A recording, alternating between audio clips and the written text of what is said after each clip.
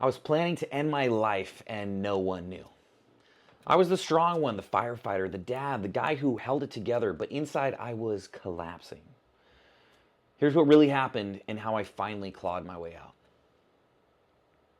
People described me as reliable, put together, the guy with the perfect life.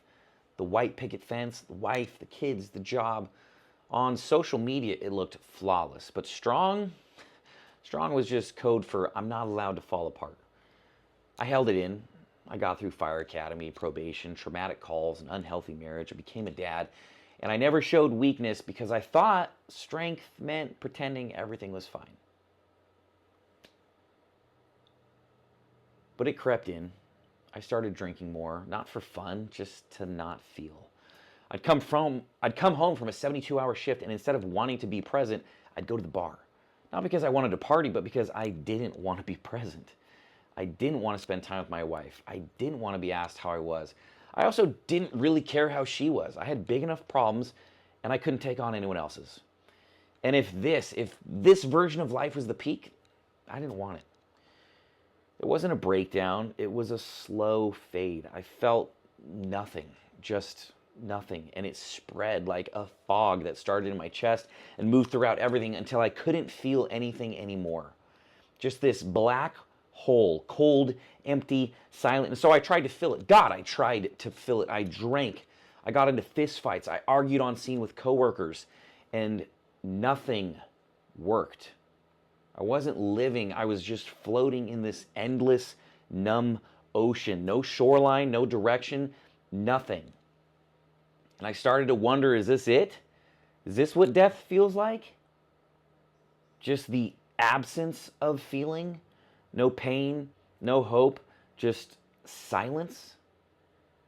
And then a light came on, a flicker, a rope, a life preserver in this dark ocean. And I reached for it.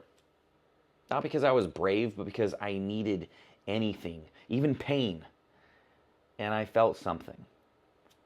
I felt shame. I felt grief. I felt terror. And for the first time in a long time, I felt alive. Because even that deep, agonizing shame was so much better than that hollow, haunted nothing that I was feeling. I told my captain, I told him I had planned to kill myself, and I expected more shame.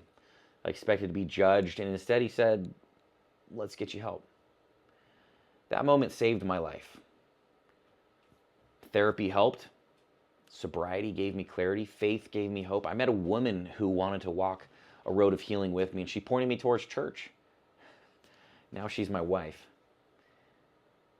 I can feel again. I can cry and I don't feel ashamed. I lead with truth, not pressure. I'm still strong, but it's a different kind of strong. It's the kind that asks for help, that shows up whole, that tells the truth.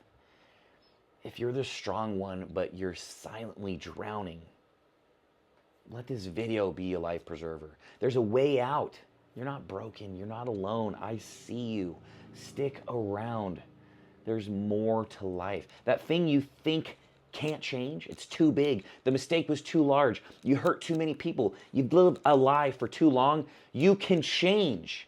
You can literally change everything. Where you live, your job, your relationship, you can change it all. We're rebuilding men like us. Mind, body, soul. Seriously, if you don't subscribe, you might never find this again. Stick around. If you say no one cares, then you're wrong, because I do. So that's at least one person in your corner. Let's do this.